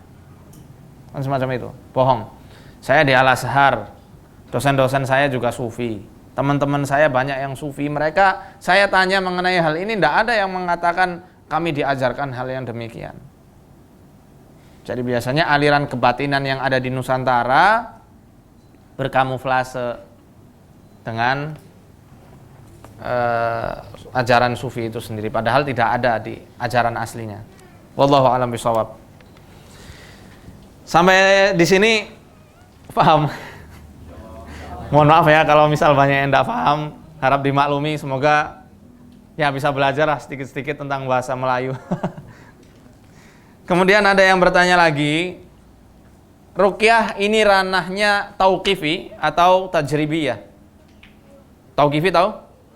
Tauqifi itu harus ada dalilnya dari Nabi SAW. Seperti sabda beliau, "Shollu kama ra'aitumuni usolli." Salatlah kalian seperti kalian melihat aku salat. Maka dari itu salat hukumnya wajib, harus seperti apa yang diajarkan oleh Rasulullah sallallahu alaihi wasallam.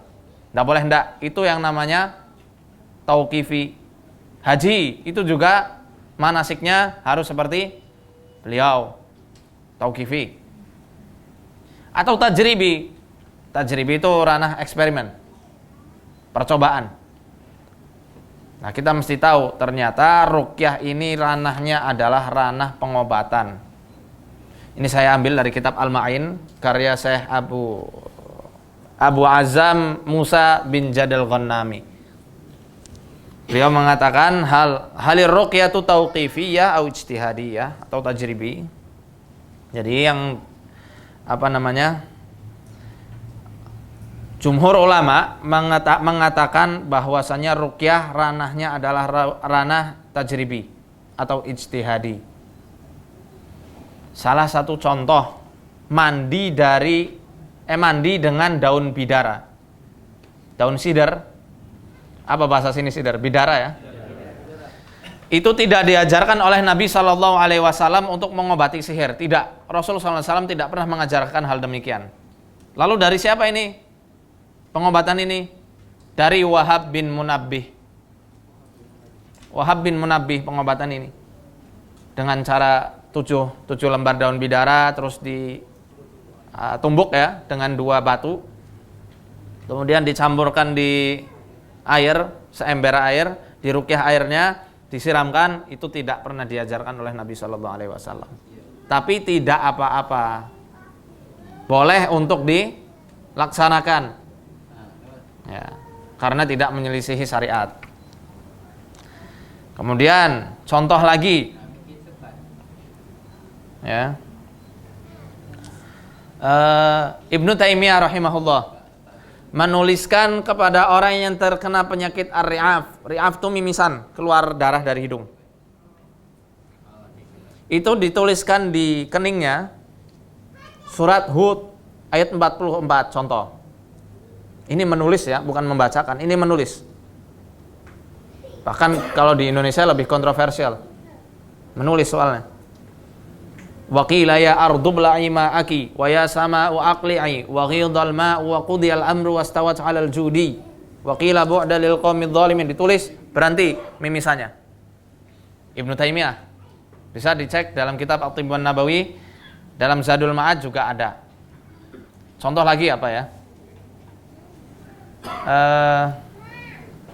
Taksisul ayah. Di sini dijelaskan juga wa yufassiru aidan wa fa'ala salafus salih. Jadi para salafun salih, para pendahulu kita itu pernah juga menuliskan atau meruqyah dengan mengkhususkan ayat. Nah, ini boleh enggak dengan mengkhususkan ayat? Hukumnya boleh. Ini Al-Marwazi rahimahullah. Beliau berkata, balagha Aba Abdillah anni humimtu fakatabali minal humma riq'atan fiha. Nah, jadi pernah ya suatu saat Al-Marwazi ini terkena penyakit demam tinggi. Lalu datanglah Abu Abdillah kepada beliau, kemudian menuliskan pada secarik kertas tulisan yang isinya Bismillahirrahmanirrahim, Bismillahi wabillahi Muhammadur Rasulullah. Kemudian membaca surat Al-Anbiya ayat 69 sampai ayat 70. Qulna ya narukuni barda wa salaman ala Ibrahim wa aradu bihi kaidan faja'alnahumul akhsarin. Dan kami berkata, wahai api, jadilah engkau dingin dan menjadi keselamatan bagi Ibrahim. Dengan ayat ini digunakan untuk mengobati demamnya Al-Marwazi. Dan ini dilakukan oleh salafun salih. Tapi kalau dengan cara menulis, saya tidak setuju. Dan saya lebih sependapat dengan Syekh bin Baz rahimahullah yang melarang tata cara meruqyah dengan menulis. Untuk apa? Saddud dzari'ah. Untuk menutup kemungkinan-kemungkinan terburuk. Karena ramai di Nusantara lagi orang-orang yang merajah dengan menuliskan simbol-simbol tertentu yang mana itu adalah simbol sihir. Khawatir ya, kita membolehkan hal tersebut, akhirnya para dukun yang merajah menyatakan aman. Oh, berarti boleh nih raja, padahal tak boleh. Maka lebih baik dibacakan saja. Ya, dibacakan. Sampai sini mungkin paham ya? Ranahnya tajribi. Boleh. Nanti akan ada banyak tajribi dari para ulama, tajribah ya, eksperimen dari para ulama yang insya Allah sangat bermanfaat untuk pengobatan sihir, gangguan jin, ain dan lain-lainnya. Dan nanti kita juga akan belajar membedakan suatu jenis sihir tertentu. Nanti kita prakteknya, insya Allah. Ini kita akan praktek juga, tapi sebelum praktek sudah ada plastik semua. Air minum. Oh, sudah jam 1 ya? Mau jam 1?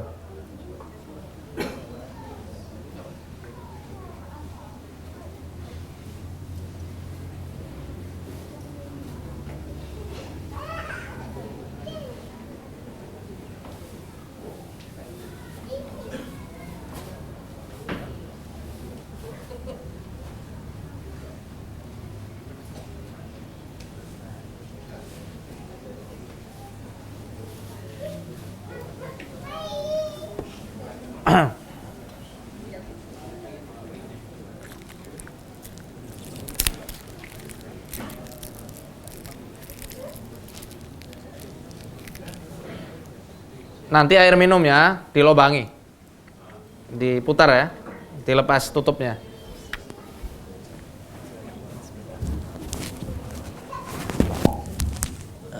Tuan-tuan, saya percaya plastik dah ramai yang ada. Air ada dalam kotak atas meja, boleh ambil dekat sana lah air. Sebentar lagi pukul 1 di sini masuk waktu zuhur. Kita cukupkan ya? Kita solat dahulu, makan, kemudian sambung. Oh boleh deh. Berarti ini cukup ya? Tidak, masih bisa disambung pas makan ini. Terlambat belum sampai. Oh gitu. Nanti antum kasih kode ke saya kalau misalnya sudah datang makanannya selesai. Iya, saya bagi itu. Iya. Cuma rukyahnya selepas solat bisa Ustaz. Selamat sholat aja. Ya. Itu untuk persiapan dulu. Iya. Cek. Gitu sudah rusak. Oh, ini pakai mana? Yang ini.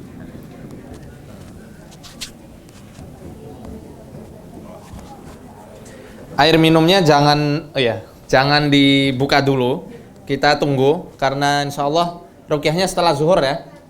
Ini sebentar lagi waktunya tadi. Setengah jam lagi kan? Setengah jam lagi. Jadi rukyahnya setelah zuhur aja. Kita prakteknya setelah zuhur. Kita lanjut berarti lebih khusus pengobatan dengan Al-Quran. Kita akan lebih khusus pengobatan dengan Al-Quran. Tadi rukyah ya, rukyah secara umum. Bisa dengan doa-doa Nabi SAW, doa-doa yang tidak menyelisih yang maksur. Nah, sekarang kita khusus pengobatan dengan Al-Quranul Karim. Ini saya ada kitab bagus, mungkin bisa jadi rujukan Bapak Ibu sekalian. Judulnya Thalathuna Tariqatan Li'ibtalis Sihri Wastikhrajil Jin, karya Syekh Rajab bin Abdul Maqsud, ulama dari Mesir. 30 cara untuk menghancurkan sihir dan mengeluarkan jin. 30 cara untuk menghancurkan sihir dan mengeluarkan jin. Nanti kita juga akan bahas sedikit beberapa masalah-masalah yang ada di sini. Cuma tidak semuanya, karena keterbatasan waktu ya. Maka insya Allah kita akan lanjut ke pengobatan Al-Quran. Ini lebih khusus lagi. Allah Subhanahu wa ta'ala berfirman dalam surat Al-Isra ayat 82 ya. Allah Subhanahu wa taala berfirman, wa nunazzilu minal Qur'ani ma huwa syifaa'u wa rahmatul lil mu'minin. Dan kami telah menurunkan ya, apa-apa yang ada dari Al-Qur'an ini sesuatu yang menjadi syifa. Apa syifa artinya? Obat, penawar, dan juga rahmah. Rahmat untuk siapa? Orang yang beriman. Untuk orang yang beriman, yang mukmin, yang yakin.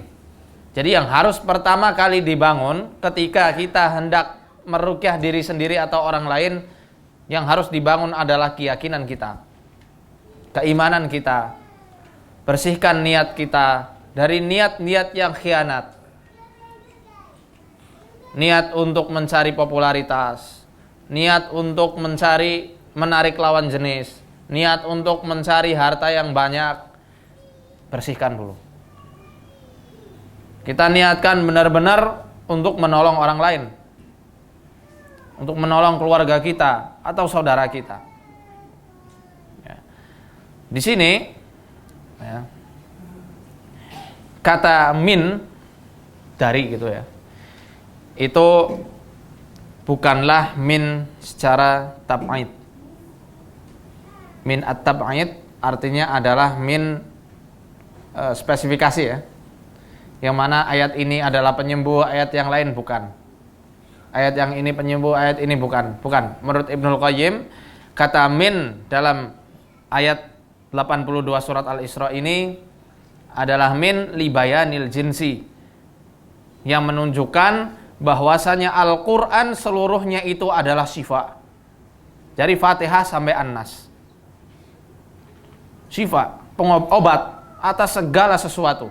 Sampai obat-obat untuk mengobati penyakit-penyakit kebodohan atau ketidaktahuan.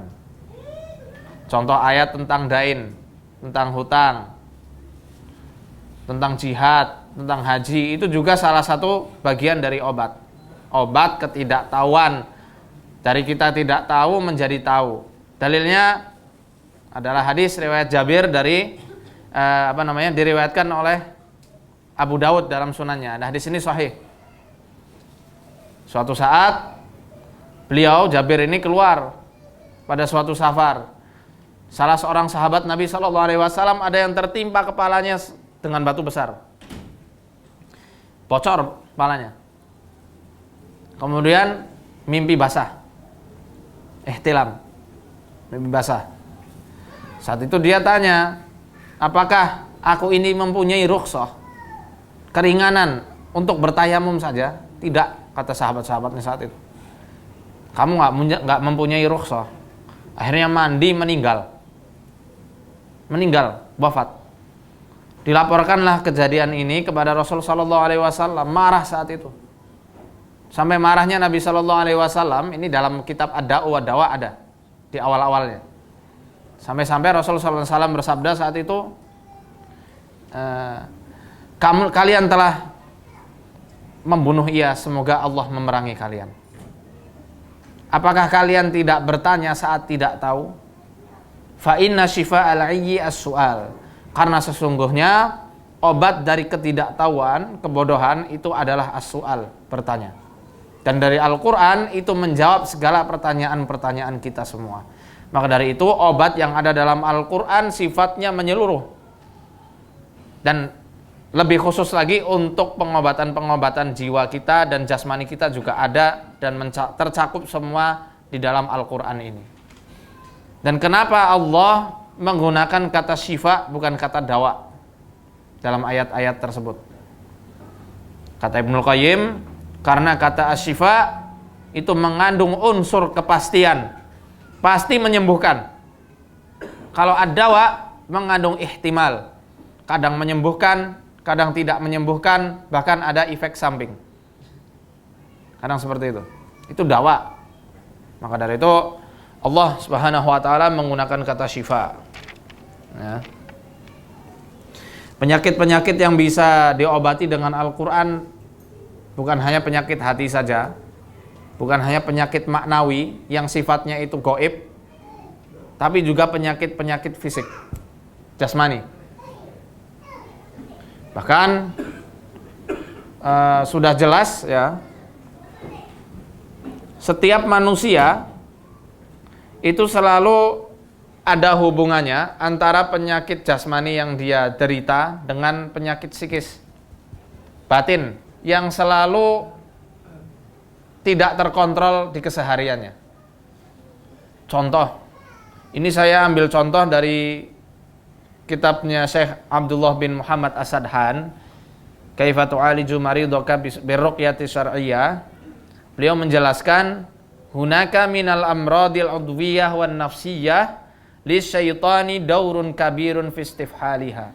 Terdapat penyakit-penyakit, baik penyakit jasmani maupun penyakit rohani, yang mana syaitan ini mempunyai peran, mempunyai andil yang sangat besar untuk memperparah penyakit tersebut. Diperparah supaya makin sakit.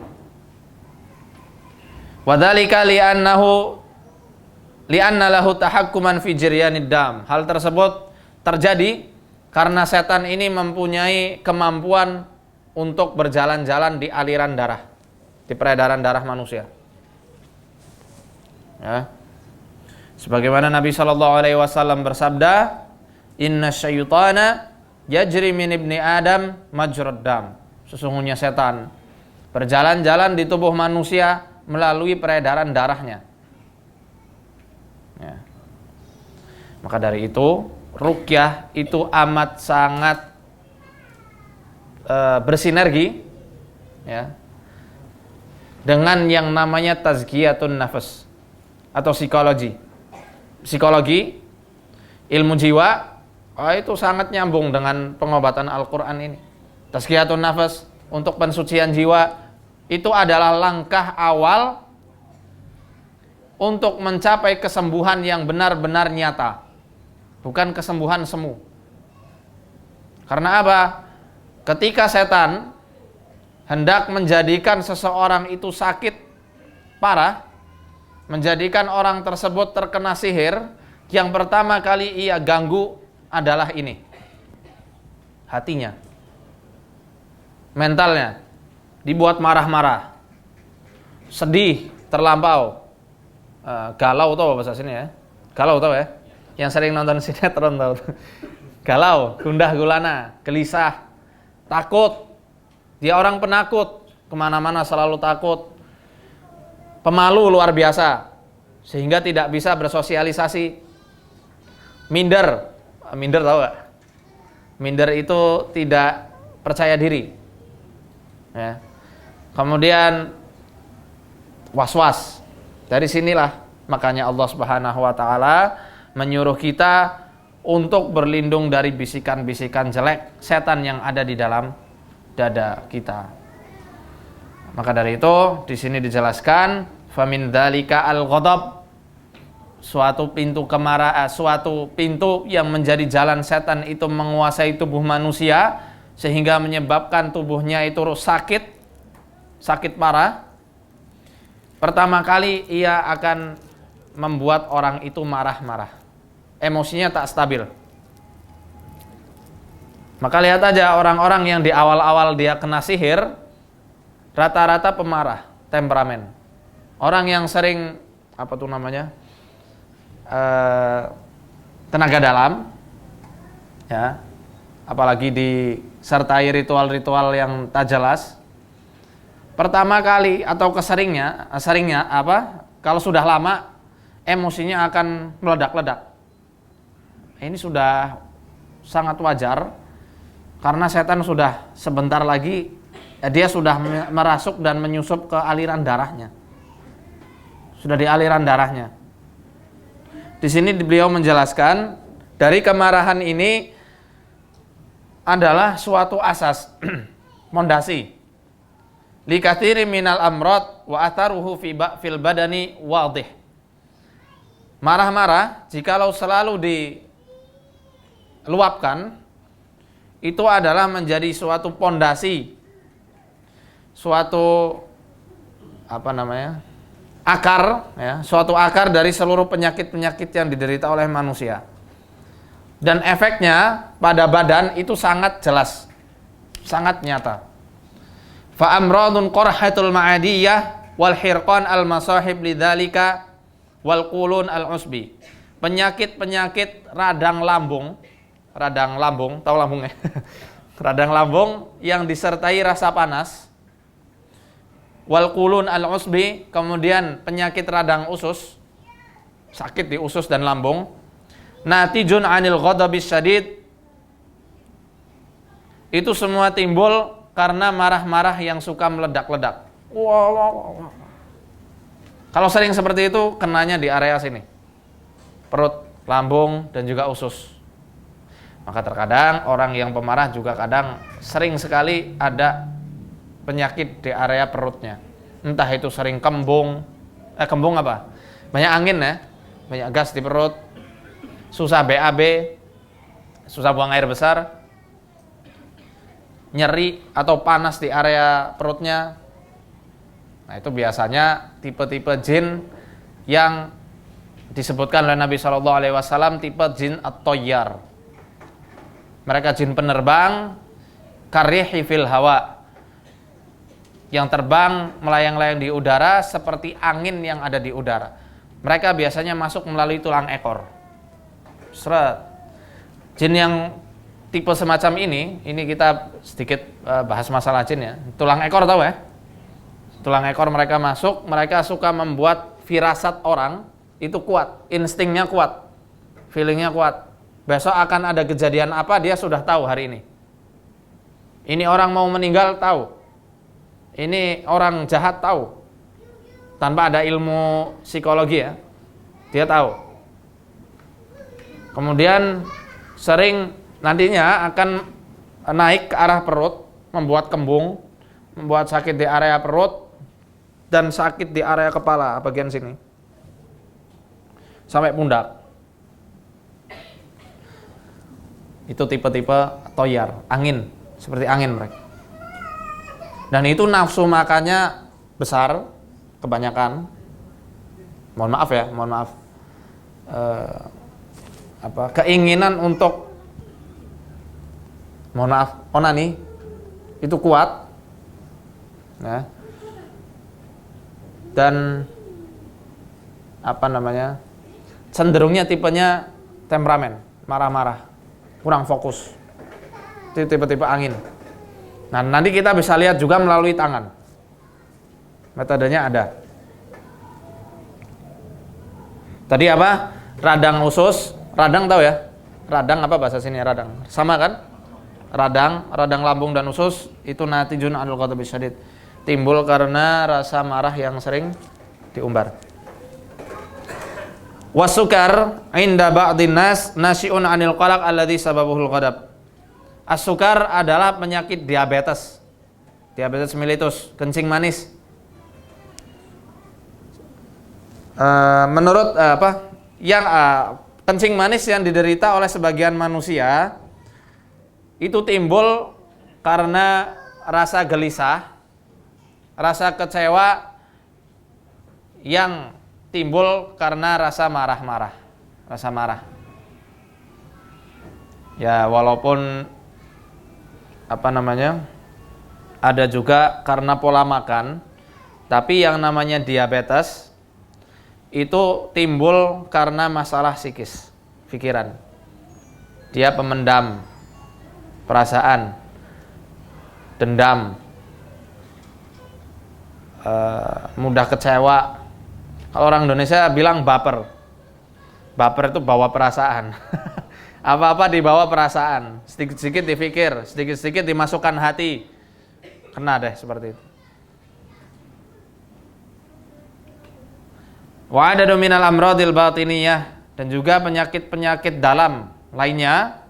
Wa ghairuha min amradir ra'si, itu juga penyakit yang ada di kepala, kasuda seperti pusing, sakit kepala, vertigo, migrain dan lain-lainnya.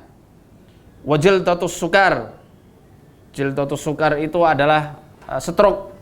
Wa saktatud dimaghiyah. Saktatud dimaghiyah adalah penyumbatan pembuluh darah di otak, cerebral thrombosis. Wasulalul mafaji, lumpuh secara mendadak. Wa amradul qalb, penyakit jantung. Wa dhabhatus sadariyah, kejang jantung, angina pectoris ya. Itu semua timbul karena amarah yang sering tak terkendali. Baik amarah itu dipendam ataupun diutarakan. Ini jam berapa? Maaf. 12 lebih 44 menit. Sebentar lagi ya. Berapa menit lagi nih? 15 menit lagi. Kita lanjut atau mungkin setelah zuhur ya? Setelah zuhur kita istirahat dulu. Insyaallah setelah zuhur kita akan praktek dengan metode istighfar tadi, kemudian dengan pengobatan Al-Quran yang insyaallah setelah zuhur akan kita tuntaskan, yakni spesifikasi ayat-ayat untuk mengobati gangguan-gangguan penyakit yang diderita oleh manusia maupun untuk mengobati gangguan jin dan sihir. Insyaallah nanti akan kita lanjut setelah zuhur. Alafu minkum, kita istirahat sebentar. Wassalamualaikum warahmatullahi wabarakatuh.